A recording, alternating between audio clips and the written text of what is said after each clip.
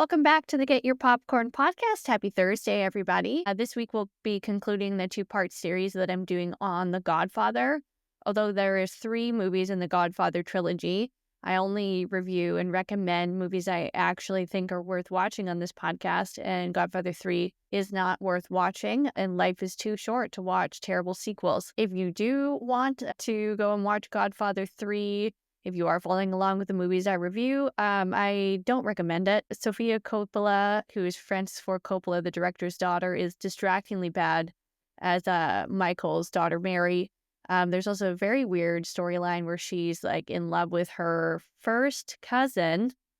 Yeah, that's disturbing. I think it's a waste of talent of Al Pacino. And Francis Ford Coppola only directed this movie because he burnt through a lot of his money producing super bad movies in the 80s.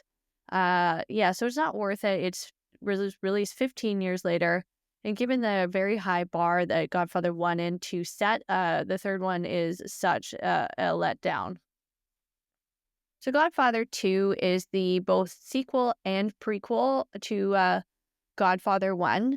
It follows 2 separate storylines, so I think I'm going to do the plot. I'll piece it on 2 separate bits. I'll do one plot, and then the other, I'll do the prequel first, and then the sequel. The prequel part of it follows Vito Corleone in his early life, immigrating from Sicily to America and his rise into power and creation of the Corleone family. And then the sequel portion follows Michael 5 years after Godfather Part 1 and sort of his prominent rise to power, particularly focusing on his casino part of his business, him claiming that he wants to go legitimate, which the Vegas casino business would be. However, we, sort of explore that he is lying to himself as well as Kay about the legitimacy of his business. And we see the real changes in Michael from what we saw in the first movie, particularly at the beginning. Like every movie with Al Pacino in it, I am going to be reviewing his portion of it positively. I can't overstate enough what a phenomenal actor I think he is. Al Pacino changed for me what I view acting could be. I know I think I've seen everything he's ever done, including interviews. I read his book. He was really inspiring to me when I was doing theater myself in high school, as silly as that sounds. But I did play Joe March in Little Women. And a lot of his things that he talked about, his techniques, he's a method actor. And I really tried to use some of the things that he talked about.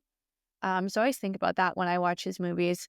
He just, I think, is in a category all his own when it comes to acting. And this movie in particularly highlights it. And he should have won the Academy Award for this. He's excellent in this film. His portrayal of Michael and the progression of Michael is phenomenal. And you really are sucked in by his performance. He's so captivating. And he's the driving force of this film. And Michael really changes throughout this. And he's really fallen into the trappings of the mafia and his business. And you see him sort of lie to himself about what's going on. And Al Pacino's so convincing. And so you're so drawn in to Michael and what's happening. There's a real element of tension throughout this film because Michael is dealing in some pretty dark stuff, and there's real risk to his life, as well as you're just watching his personal life absolutely crumble. And Al Pacino's performance is able to give you this like sense of tension throughout the whole thing. You are quite worried about his general well-being through the whole thing, and he keeps the story moving forward, even these quiet moments in between the sort of chaotic ones. But you're able to kind of root for Michael in a way that makes you feel uneasy, and I think that's a real credit to Al Pacino's ability to create a well-rounded and realistic feeling character. I mean, with Michael Corleone, you could very much play this as a, run-of-the-mill kind of gangster film where Michael doesn't have any depth. But Michael has a lot of depth, and you watch his character struggle with his ties to his family as well as his own falling victim to the power and the money narrative that I think a lot of Western culture is based around, that success is defined almost solely by what you're able to accumulate materially. And you're able to watch Michael kind of wrestle with that, and there's some some really dark moments with him and his marriage that I think you're able to sort of follow Michael's story. And I think that that's a complete credit to Al Pacino and his ability as an actor.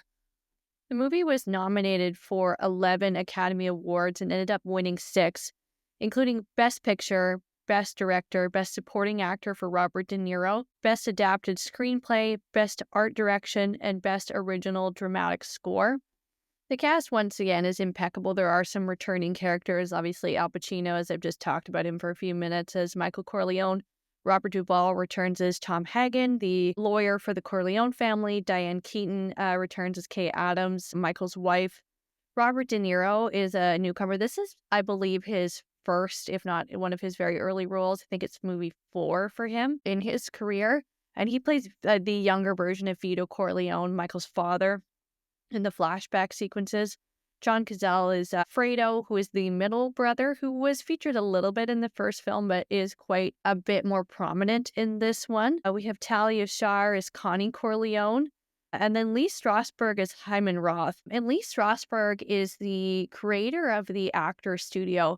And I don't know if there's any other, I mean, I'm assuming if you're listening, you're a bit of a cinema nerd like me. And so Lee Strasberg was the creator of the Actor Studio, which is an acting school, and I believe they do film direction and writing in New York. And inside the Actor Studio was a show that I can't remember which network it aired on for many years, where the host James Lipton would interview different actors on their method and their craft. And he developed method acting. He worked with lots of big stars of the day. He was Marilyn Monroe's acting coach, or, she was in a couple of his classes in the sort of very latter years of her life. He worked with Jane Fonda in the very beginning stages of her career as well, and she applies those principles. You can read about that in her book a bit. And then he also worked with Al Pacino for a while in the beginning of his career, although he credits an acting coach named Charlie more heavily. But he plays Hyman Roth, and so it's very interesting to watch the kind of a Godfather, there's a little pun intended there, of method acting be featured in this film with a number of the actors in which he trained. So the Godfather Part II was in development before the release of Godfather I. It began in 1971. Mario Puzo and Francis Ford Coppola wrote the script as they did in the first one. Coppola initially wasn't wanting to direct the film. He met with Martin Scorsese, but Paramount Pictures refused to have Martin Scorsese direct, so Coppola returned for this film. The original script was also rejected by Pacino originally, so they needed to rework it in order to have him return. The film, upon release, made $47 million and was the highest grossing film of 1974, but did not eclipse the success of the first movie. By critics, it is regarded as the greatest sequel in history. It tops the AFI 100 movies of all time list, both Godfather 1 and Godfather 2. It is the only series to have multiple films in the AFI Top 100. Lots of people often think that Godfather 2 is better than Godfather 1, myself included. I love the juxtaposition of Michael and Vito's story, and you see the differences between the two and the value differences between the two. I'll get more into that as we go into the plot, but I find it really effective. Also, it is amazing to see two actors of Robert De Niro's caliber and Al Pacino's in the same film. I'll eventually do the other film that they appear in together, which is Heat. I'll get to it eventually, but being able to see them sort of at the beginnings of their careers go through this is really something special. Although the two characters do not interact, they're both just driving forces in their separate narratives. Premiere Magazine, in their list of greatest performances of all time, put Pacino's performance in this film at 20, and a total film issued the 150 greatest performances of all time and ranked Pacino's performance in this film, although De Niro was the one to win the Academy Award for it, and Al Pacino unfortunately lost. He lost out to Art Carney for Harry and Tonto, which I really don't think is the greatest decision in the world by the Academy. Robert De Niro beat out Fred Astaire, Jeff Bridges, Michael V. Gazzo, who was also in The Godfather, Part II and Lee Strasberg. So again, the Best Supporting Actor category had 3 people from The Godfather, just like in the first one. So like I said, I'm going to split this plot into 2 parts, but no, throughout they're intercutting between the 2. I do find Michael's story a lot more anxiety-inducing, and that's where like the pace of the film was really kept. Although Vito's story is good, it is the more subtle of the 2 narratives. And he does have more of an understanding arc in the film. You're a little more on his side, even though he does commit some of the heinous acts of violence. It does seem to be more purposeful than Michael's, which, he has just fallen into the trappings of greed. So we'll start with Vito's, just based on chronologically. It starts in 1901. So his real name is Vito Andoli, and he is, the film starts off and he is walking with his mother, and they're carrying the casket of his father, who got into an argument with a mafia boss named Don Ciccio. And so Vito and his mother are walking the casket after the funeral with all of the pallbearers and the mourners. And it said that Vito's older brother has gone to find this guy. And Vito's older brother is then shot. And then they kind of open fire on the funeral processions. Then we cut to a scene where Vito's mother goes up to the house of Don Ciccio and begs for kind of a pardoning on her only boy, Vito. He's 9, and she wants sort of him to be safe and to have a sanctuary. Don Ciccio denies her request, saying that one day he's going to grow up to be a man and he's going to seek his revenge. And so her, in an act of desperation, holds a knife to this guy's throat, and one of Don Ciccio's guards blasts her with a shotgun and she dies. And Vito runs away and escapes. And then he decides that he has to leave the city. She's got to run. So he snuck out of the city while you see the mafia henchmen try and hunt him down.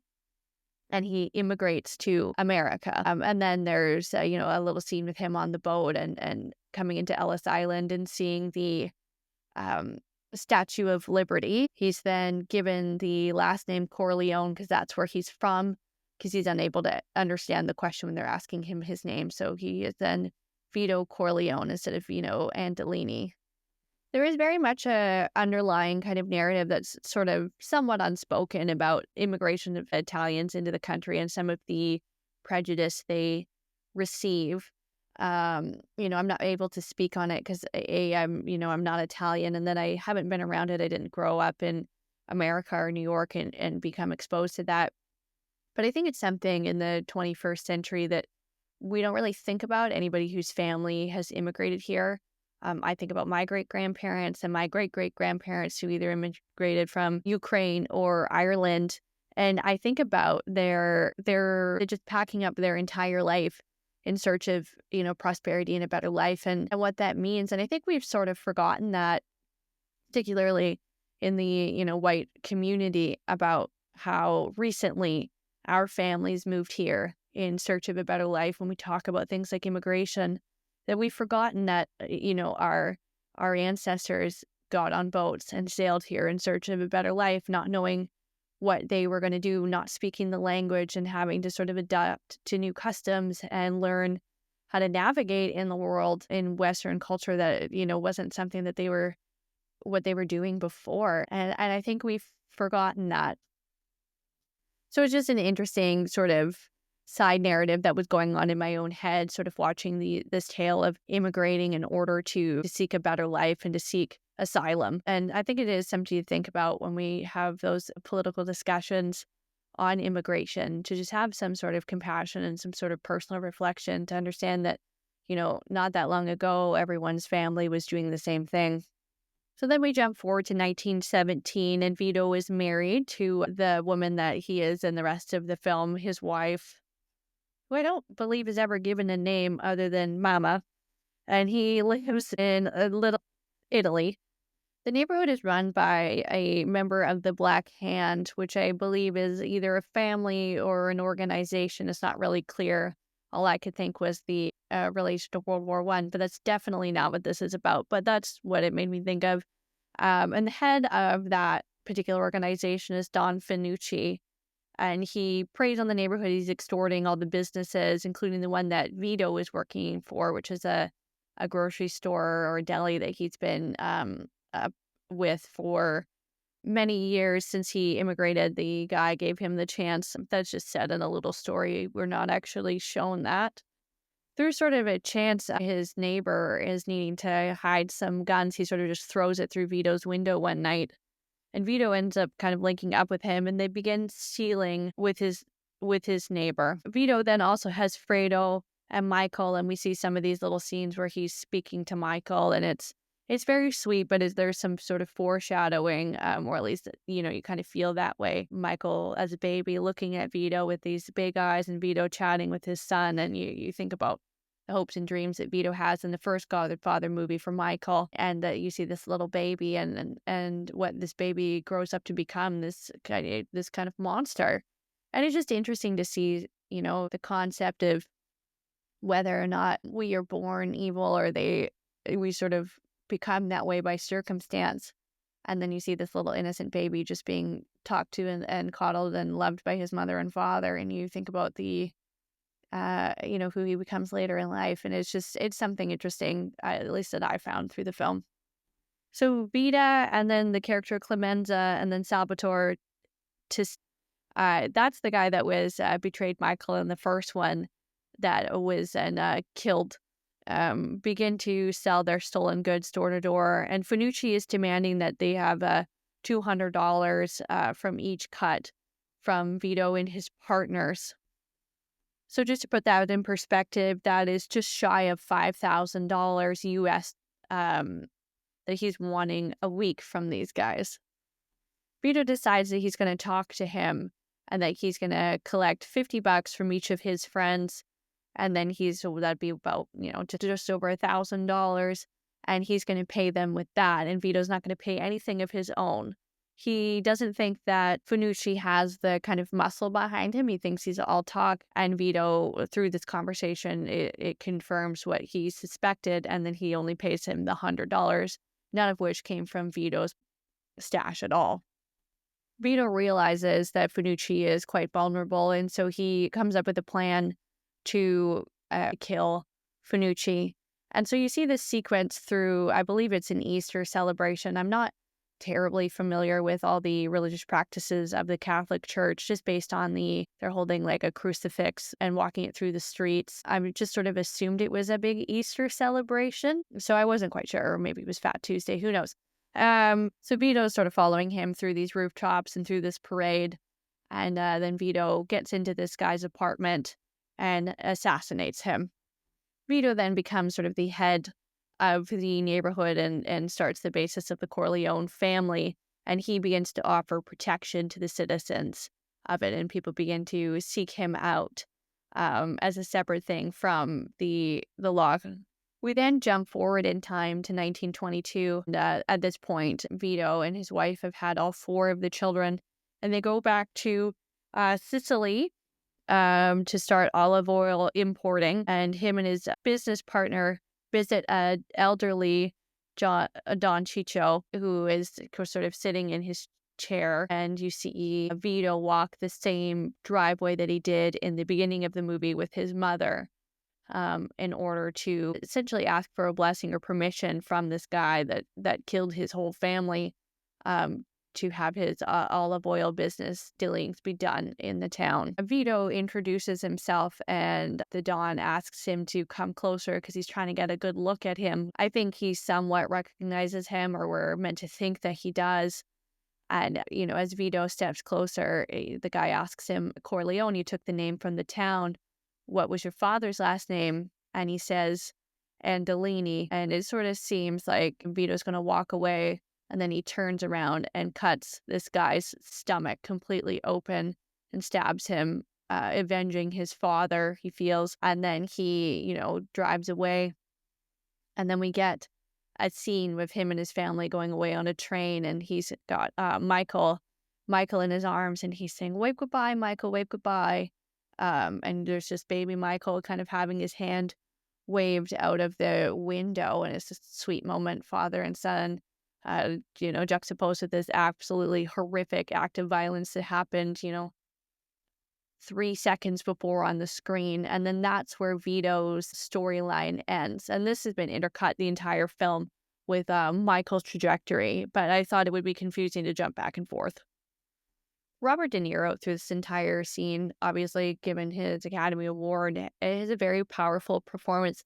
And I think he masters kind of the art of subtlety in his acting performances.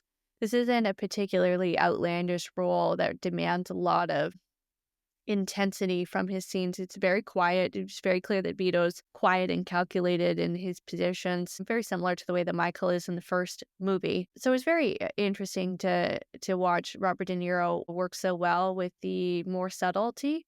I think often a lot of actors get we get a lot of attention for the big transformations, the actors that lost a lot of weight, or it causes, they need to do these big, overly dramatic performances, i.e., Jared Leto in Dallas Buyers Club, or Matthew McConaughey for that movie as well. Or, we see The Revenant with Leonardo DiCaprio for these really intense big roles that demand so much and are very obvious kind of Oscar grabs, where Robert De Niro's performance here is very subtle and very understated, but it's extremely effective.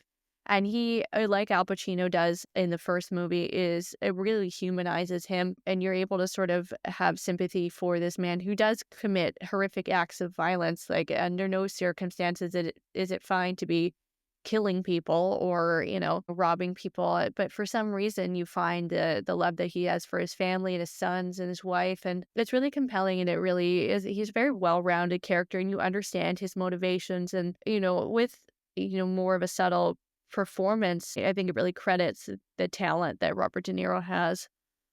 And I also know I'm not saying anything particularly groundbreaking by saying that Robert De Niro and Al Pacino are great actors. I mean, they of course are. But I think if you're somebody that loves movies from the 70s and the 80s and understand the gravity of those characters and those guys, this seems kind of obvious for me to say that. But if you're somebody that's kind of just getting into movies and you're not familiar with classic films, like, you gotta watch everything these guys have done. They're amazing and incredible, and this is kind of just the jump off point of their careers. But what a place to jump off of is the Godfather series. And in no way did either of these actors, ride the coattails of The Godfather, which they pretty much could have if they wanted to. I mean, arguably, that's what James Caan did for the rest of his career. But not these two. Like, everything they've done, like Al Pacino after this does Dog Day Afternoon, he does Sea of Love, he does Scent of a Woman. They both do Heat. Robert De Niro then goes to do Goodfellas and Casino and be a partner with Martin Scorsese, and he does Taxi Driver. Like, these are incredible, incredible actors. So if you were just getting into the film, or you're only, a fan of more modern cinema, it's really worth it to go back to their early work, as well as most of the films from the 70s. I think, it's by far my favorite era of film.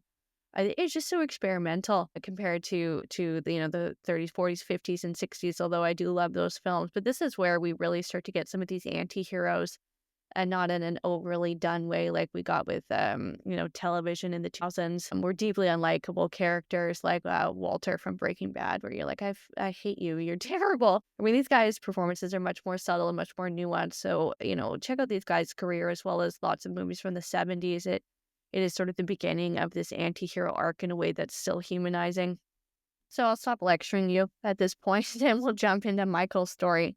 So we start in 1958 with Michael. He's at Lake Tahoe, and he's having this big party for his son's first communion. Very much feels like it does in the first scene of The Godfather when they're at Connie's wedding. And Michael's kind of, meeting with all these people while kind of intercutting into the party at the very important moments, and then goes back out to chat with people that are asking him favors.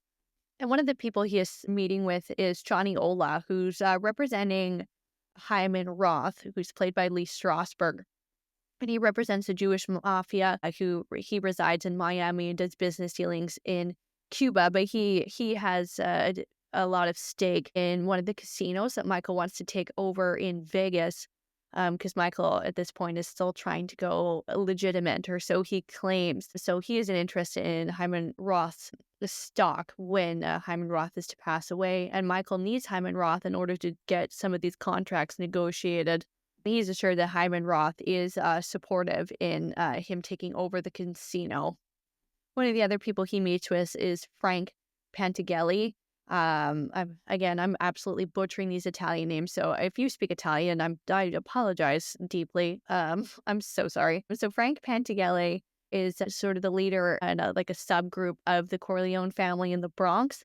And so he's asking for defense and protection against the members of Hyman Roth's associates in the Bronx. Michael refuses him and doesn't so much tell him why, but since it is business dealings that he needs this partnership with Hyman Roth in order to do, which makes Pantigale very frustrated, and he storms out and then proceeds to get extremely drunk. Another person present at this event is the senator. His name's Pat Geary. And he's there to accept a big donation from Michael and Kay on behalf of their son. I mean, it's very clear they're trying to buy political leverage in order to protect Michael. And he's there under, he wants a bribe from Michael in order to secure to secure his casino license. And he doesn't want to give it to him, and he begins to insult Michael as well as Italians in general. And I think this is something that I don't really think about too often, is that, people were quite prejudiced against Italians, which is, I mean, I have no sort of experience with this or witnessing this at all. I think maybe just because of where I live, I'm not really exposed to that, those groups as much. But I just was like shocked. Yeah, I mean, I don't really understand prejudice to begin with. Like, who cares where somebody's from or what color skin they are and what their background is? Like, I just think that that's crazy when people are that way. But he's so brutal. And, I think it shocked me. And I think it's also, we've jumped forward in time a lot where, this isn't something that we see, at least with that group of people. I think immigrants in general get a big, brunt of unnecessary prejudice. I think we're just seeing it maybe on a group of people that are different now, particularly, in the West, where at this time it's Italians and Irish people. But yeah, it was just, I was kind of blown away by the level of insult for, absolutely no reason. I think if you want to insult Michael's business dealings, like, sure. Like, absolutely, like, he's head of the mafia, like, go for that. But, like, there's nothing about, like, his, where he's from that has anything to do with who he is and his business dealings. And then Michael says the very iconic line, "Senator, we're both part of the same hypocrisy, but never think that applies to my family." And so Michael refuses him. He's not going to give him the bribe. He just says, I'm going to get this on my own. I'm not giving him any money.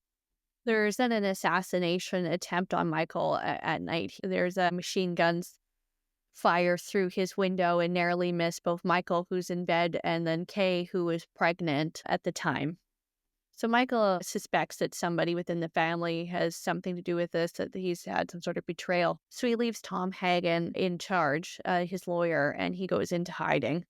So then Michael separately meets with both Pantigale and Hyman Roth, and he tells them that he suspects the other one of committing the hit because he's trying to find who did it and to see if they betray him. Michael then arranges a peace meeting between the associates of Hyman Roth in the Bronx and Pantigale, but they decide that they're going to commit a hit on Pantigale. And as they're in the middle of doing that, a police officer drops in and they flee, and Pantigale survives. In order to stronghold the senator, this is going on at this time, Tom Hagen, who's in Vegas, sets up Geary by killing a prostitute that frequents with Geary. It's implied that the family drugged this guy, and then when they woke up, the prostitute was dead and she's murdered in the bedroom, and he doesn't understand what's going on. And it's happened in one of the hotels that the Corleone family owns. And basically they've said, for your silence, we'll deal with this. Nobody has to know. And I think this is just like, we see this like horrible mistreatment of sex workers as though she's nothing and she wasn't a person. And they talk about how she has no family, that it doesn't matter. They can dump her and no one will care. And I just think that this is like, it broke my heart. It was so horrible. And I think this is a common narrative for sex workers in film, and I hope that we are able to show at some point a more well-rounded version of them, or at least they did in some films like Clute at this time. But yeah, she's treated as though she was nothing and she wasn't a person, and they dump her body, and then they buy this guy's silence by brutally murdering this innocent woman. Hyman Roth then invites Michael to Havana, Cuba, to help invest in some of the things there. And Michael expresses concern because of the uprising of the Cuban Revolution. And he points out that the rebels, like the military that involved, are only fighting because they are being paid, but the rebels are fighting because they have a cause, and that this makes it unstable. And Hyman Roth gets upset with him and basically brushes him off and says, I've been doing dealings here since you were little, like, what do you know? And don't talk about this in front of my other associates. And during all this time, Fredo's also been in hiding with Michael. And so they're in Havana together, and they're celebrating this New Year's party. And Fredo pretends not to know one of Hyman Roth's associates, but later slips. And this is where Michael realizes that Fredo was the one who sold him out. And, and he's responsible for the assassination attempt against Michael. And he confronts Fredo, and it's a very famous scene where he grabs the side of Fredo's face and he kisses him, and he says, "You broke my heart, you broke my heart." And Fredo, realizing that Michael knows about this, that he was a traitor in the assassination attempt, flees away from Michael. And just as this is happening, the Cuban revolutionists rise up and things are starting to crumble. And Michael is trying to flee the country, but he still wants Fredo to be safe. And Fredo won't come with him, just runs away from him. And so Michael flees and goes back to the States. And Roth also escapes Cuba at this time as well. And when Michael returns home, Tom Hagen tells Michael that Kay has had a miscarriage. A Senate committee is also trying to crack down on organized crime, so they're investigating Michael and the Corleone family. And Pantageli agrees to testify against Michael and is placed under witness protection. Once back in the States, Fredo and Michael do meet up, and Fredo says that he was angry at Michael, but he didn't realize that Roth was going to attempt an assassination. And Michael tells him, he completely disowns him, completely, like, I don't want to see you ever. If you're going to visit our mother, I want one day's heads up. Like, you can't come around me. You're not welcome in my home. And he gives orders to one of his associates, once Fredo leaves, that he's not to be harmed while his mother is still alive. We then jump to the committee hearing where Pantageli is about to testify, and Michael walks in with Pantageli's brother, who we haven't met at all.